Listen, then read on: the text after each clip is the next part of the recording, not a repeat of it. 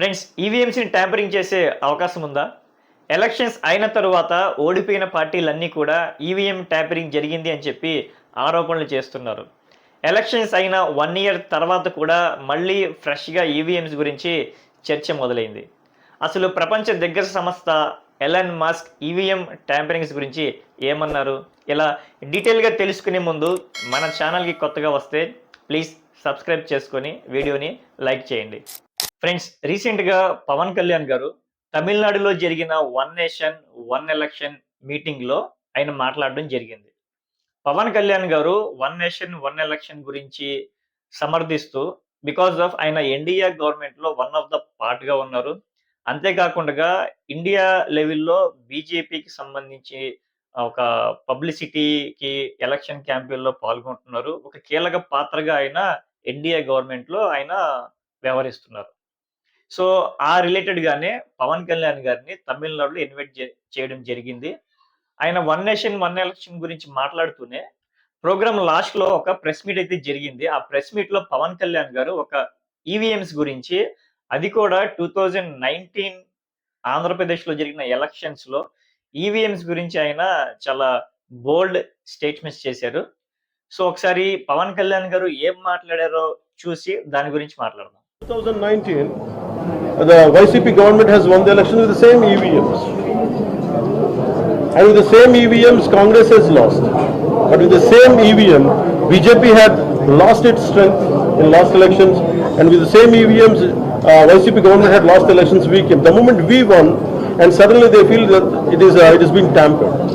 Friends, విన్నర్గా పవన్ కళ్యాణ్ గారు 2019లో ఆంధ్రప్రదేశ్లో జరిగిన ఎలక్షన్స్‌లో వైఎస్ఆర్‌సీపీ ఈవీఎంస్ ద్వారా గెలిచింది అని చెప్పి పవన్ కళ్యాణ్ గారు చాలా సీరియస్ బోల్డ్ స్టేట్మెంట్స్ అయితే చేయడం జరిగింది.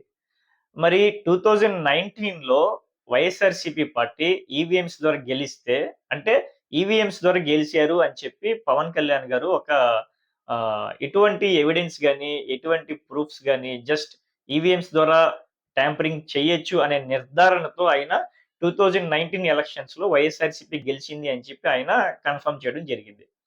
సో, అదే సినారియోతో 2024లో ఆంధ్రప్రదేశ్‌లోనే కాదు, ఇండియా లెవెల్‌లో జరిగిన ఎలక్షన్స్‌లో ఈవీఎంస్‌ని యూజ్ చేయడం జరిగింది.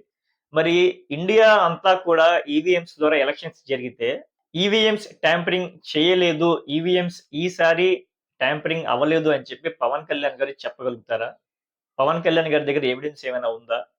ఉండదు.